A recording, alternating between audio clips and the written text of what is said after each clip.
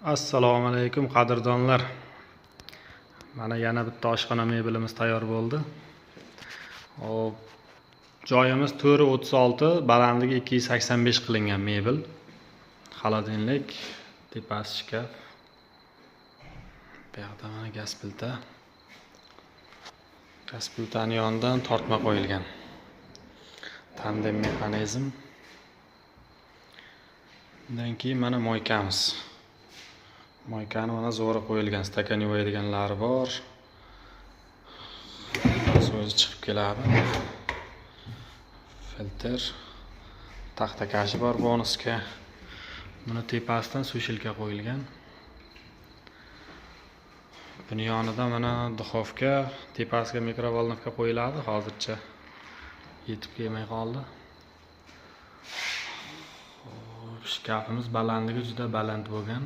Xonani balandligi uchun patologgacha bormagan. Shunaqa chiroyli va qulay mebellar zakaz qilmoqchi bo'lsangiz, aloqaga chiqaverasiz. Like bosib esdan chiqmasin.